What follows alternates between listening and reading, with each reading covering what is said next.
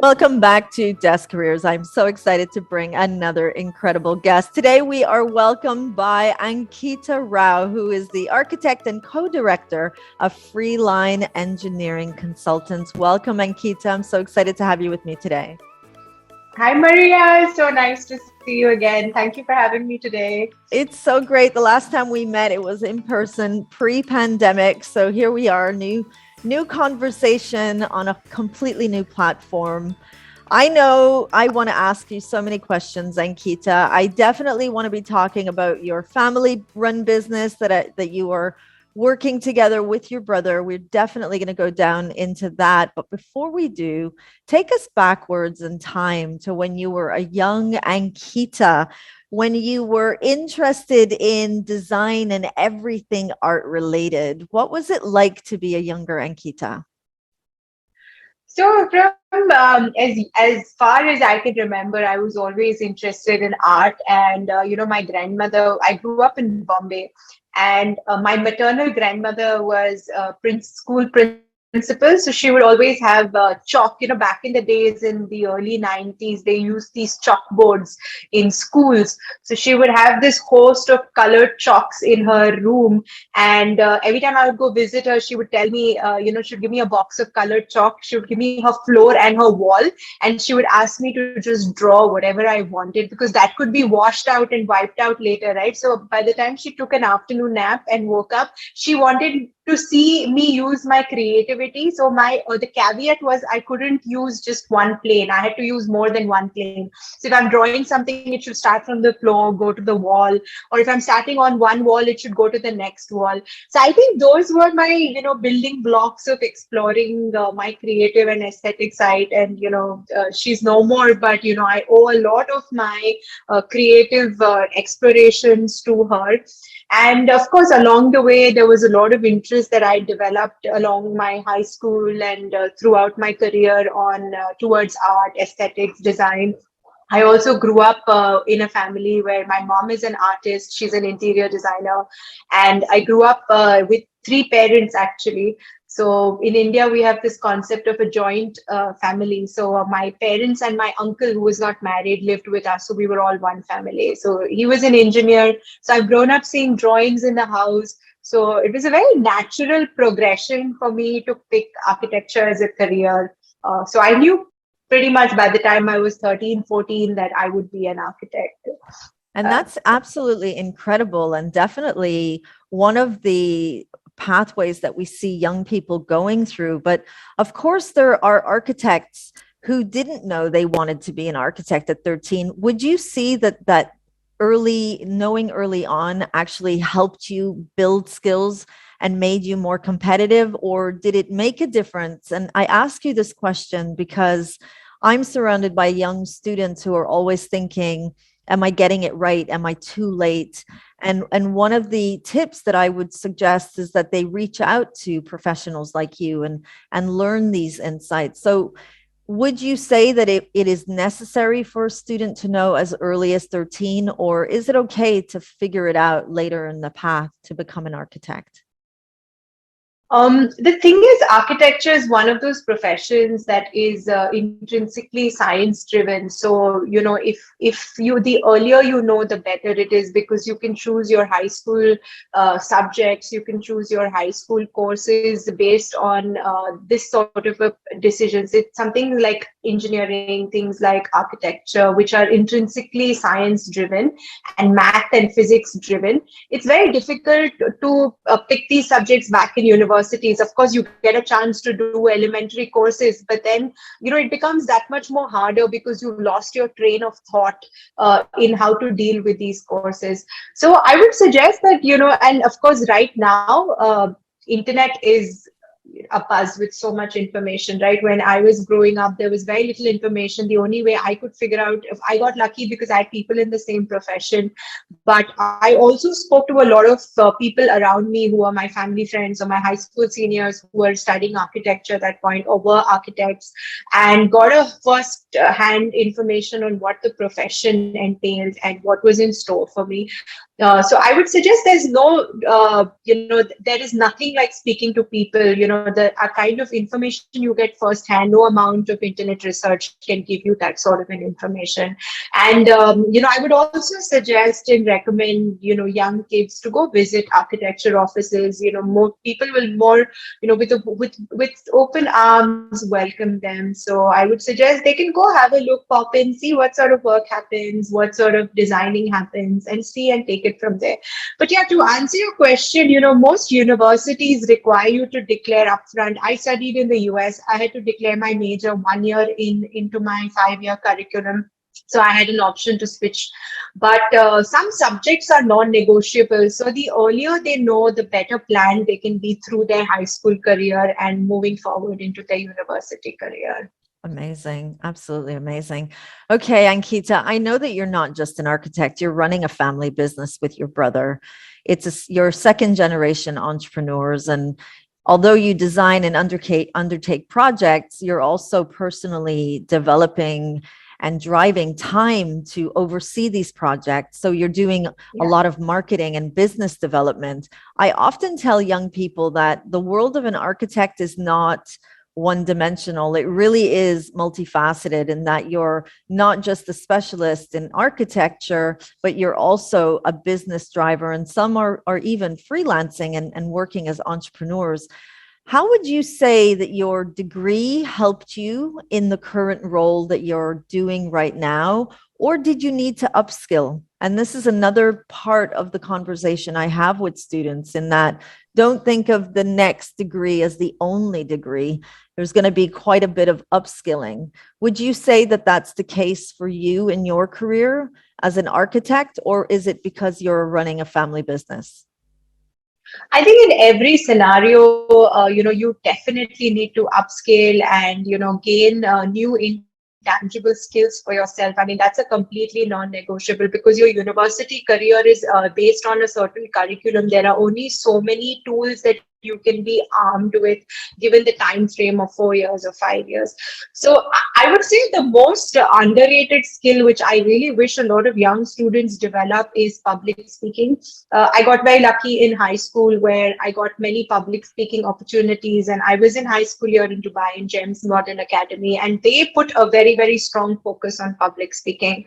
I think that's the most underrated, but an extremely crucial skill every student must have, regardless of what profession they choose. Because being able to enunciate and communicate exactly what you're feeling, your ideas, your thoughts, is so important in whatever career path you may choose. I was working as an architect before I joined the family business, and definitely there are a lot of skills, a lot of typologies of work that I had to pick up while on the field, and that's always going to be the case. So one has to be always open to learning. In most cases, you will figure out that what you've learned in university is actually just the tip of the iceberg, and there's so much more yet to be explored, and you may come out feeling that you probably don't know anything at all when you come into the field, and that's okay. You take baby steps, you take it one step at a time. And of course, a university degree is very, very important. It gives you a very strong head start. But having said that, one must always, always be open to learning. It could be something very small as a book that teaches you skills that you didn't know you wanted in your life. So one must always be open. Completely agree. I resonate with everything that you said. Tell us more about your organization. I know that you're architects and engineers, you design houses and buildings and factories, but you're also known for your ethical practice and race diversity. You have a big focus on work-life balance and on talent. Tell us more about you. I mean, there's some key topics here: race diversity, ethical practice. Definitely, buzz trends that we're hearing more and more in the world of work. How does that show up in the world of an architect and in a business that does architecture and engineering?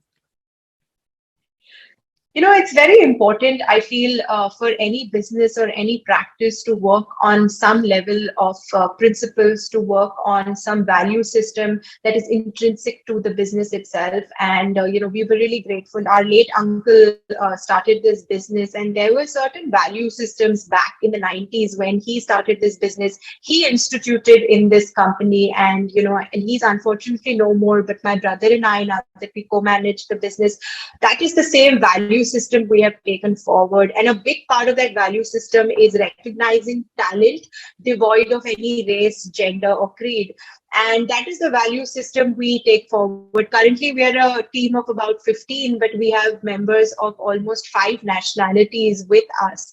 And they were picked and brought on board purely on the basis of merit and the talent and the potential that they showed towards their contribution to us, and the potential for growth on an individual basis, as well as the support they can give as an organization. So a value system, I feel, is extremely important. The second value system that we live by is honesty. We are brutally honest on every account, with whether it is between our team members, whether it is with the clients, or it is with our dealings with the government. We're extremely transparent, extremely brutal. If there are delays, we don't go by any measure to cover up. And this is the same thing that we inculcate in our team members as well. If there has been a delay, take the brickbats for it. But your clients will always appreciate your honesty over you trying to cover up. And because one lie to cover one lie is the second lie, it just gets into a mess. So a value system, I feel, like I said, is very, very intrinsic to live by in any business or any professional and career path that one may choose. Such an important thing for young people to really be on top of is to understand their ethical boundaries and to be really intentional about the organizations they want to be working for, because work is such a large part of our lives. Would you say? I know with you, it's not only a job, it's also a family run business, but work is such a complement to who we are as individuals. So I'm totally aligned with everything that you've just mentioned. Let's celebrate some of your career journey highlights. I love that you are celebrating that every project completes and gets built successfully. Those milestones of seeing a project completed, that must just feel absolutely incredible. And I think this is one of the gifts that an architect has, is you can drive by and say, hey, that's me. I that's my imprint right there. Would you say that this is always a new experience, or have you just become so accustomed to it that it doesn't feel as exciting as it did when you first became an architect? It's, the best part about being in a career like architecture is that no 2 days are the same, because no two projects are the same. Recently somebody was asking me on what my first completed project was, because this year I completed 15 years in my career as an architect. And the company that I was working for previously, we were working on very big master plans. So those unfortunately never saw the light of the day. So my first completed project in my current company, which is Freeline, was a storage for a nursery. There was a plant nursery, and we were building a small storage room for them to store the seeds for the nursery. And that was my first completed project. And I love that project so much. It was just one small room on a big parcel of land in Lebab. But it's great. I love that project because it was my first project and it was my first completed project. And it's the same excitement, to be honest, because the journey that a project goes through is not just for a few days. It's often years, and so much of our time is invested, not just in the design phase, but, when it's also under construction, we are continuously monitoring the progress. We're monitoring the, approvals for the various materials. We're monitoring cost. We're monitoring safety. So much of our time and effort is invested in these projects that every time a project is completed, now we've had we've been very blessed and we're very grateful. We have a portfolio of over 1,000 completed projects, but every single one of them is so special to us, regardless of what scale it's at, regardless of which location it is at. and how quickly or how fast that project finished. When project gets delayed, we get upset. When projects finish quickly, we feel great. So a lot of our emotional, expectations from these projects are pegged to their success, and it gives us immense gratification to see a project completed. We do warehouses where we're designing similar types of factories. For example, if we're designing two fit out factories, they're doing the exact same work, they have the exact same machinery, they have the exact same workflow, but they will be so dissimilar. It's actually very fascinating because the way the business owners choose to run their business is so different, right? So that in turn reflects in their operations, which reflects in their projects, and which in turn reflects onto us, the way we design them. So same with houses, there is only so many. You can't reinvent the wheel when you design houses too much because your bedroom sizes, there's only so much that you can do in terms of limitations. But every house is different because every owner is different. So no 2 days are the same, to be honest. And I think this excitement of coming to work every day and just having a completely different experience of even something like firefighting, so many issues happen, so many challenges come forth, but having, when you resolve them, move past them, it's quite it's quite gratifying to move through that entire process. I'm not an So architect, but listening to you tell the story, I kind of feel that excitement. You're boosting with it, you're booming with excitement. Tell us about what it takes to win multiple awards, especially from the government of Dubai. I mean, what an accomplishment. How does an organization even become visible in terms of such a platform of award-winning success? So this award from the government came as a complete surprise, to be honest. And we as an organization, we're very grateful to have received these recognitions, but we most of the time just focus our time in putting our heads down and getting our work out on time. We don't take these too seriously. These awards, they're important, and they give us an instant sense of gratification. But to answer your question, the award from the government was because we make a lot of submissions to various government authorities. So this was an initiative by one of them where they were observing consultants for like us for 2 years. And they had an internal grading system where they were grading us on the correct submission processes, the correctness of drawings. Then they were grading us on when the project goes on to site, to the level of which we were maintaining safety or maintaining correctness, etc. And based on that grading system, they came up with a list of about 10 to 12 consultants that they chose to honor in a ceremony at Queen Elizabeth II a couple of years back. And we were very grateful to have been one of them. But this is the visibility. Apart from this, the industry awards, definitely, those are awards that one needs to enter projects into, and then there's a jury that selects them.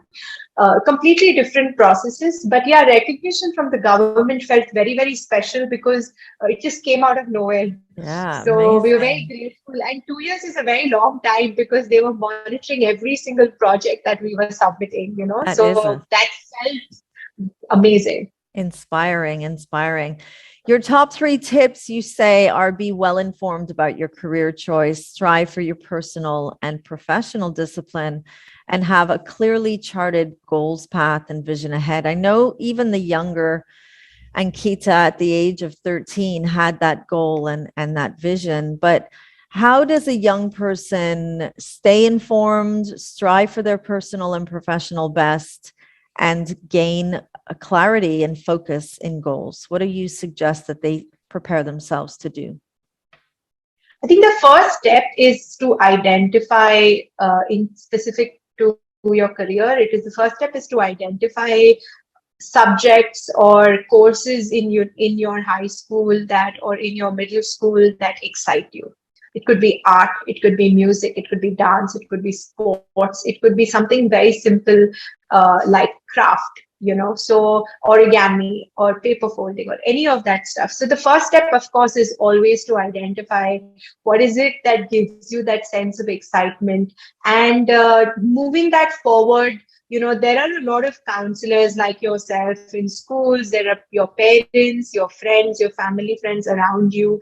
Next step would definitely be to use resources at hand, including the internet or books, etc., to find out more about the profession. There are like a plethora of videos and a lot of audio, video, and text resources available today.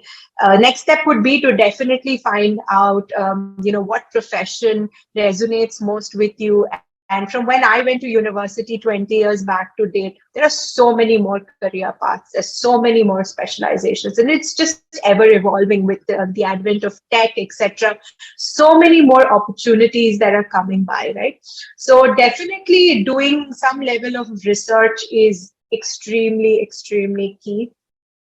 And last but not the least, maintaining discipline. I feel discipline is something that can take you through anything in life, whether it's taking care of your health, taking care of your mental health, and taking care of your emotional wellness is paramount, which is the reason why we promote work-life balance in our organization as well. We don't allow people to stay overtime. We don't call them on weekends unless it's extremely pressing. There's a lot of efforts that we put behind the screen to ensure that all the work gets done in the designated work hours, and we plan our work schedules in such a way that everything gets done.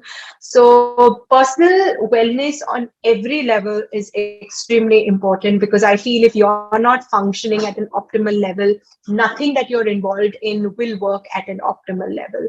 So young students, definitely please take your discipline very seriously. Please sleep on time, eat well, take care of your mental and emotional health, and nothing is worth ruining your mood or emotional wellness over. They're all experiences that we all have to go through in life. And definitely I would suggest, I personally practice meditation on a day-to-day basis, and even just sitting quietly for 1 to 2 minutes every day can just do wonders. So definitely inculcate this as a part of your practice. What a wonderful conversation. Thank you so much, Ankita. It was incredibly insightful. I wish I could go back in time and become an architect. I'm not just saying that. You make it sound so much fun and so interesting. And the energy that is kind of booming out of you is making it addictive. So I really appreciate being here with you today, Ankita. And I know that anyone watching this will walk away not only with an awareness of the world of being an architect, but also the kind of commitment and drive and the realities of understanding not just what you want to do, but also who you are as an individual. Thank you for being with us today, Ankita. Thank you, Maria. This was such a fun interview to do, and thank you so much for having me. And it's great seeing you again. So wonderful. And thank you, everybody, for watching. We were speaking with Ankita Rao, who is an architect and the co-director of Freeline Engineering Consultants. We'll see you all at our next Desk Careers Digital Spotlight.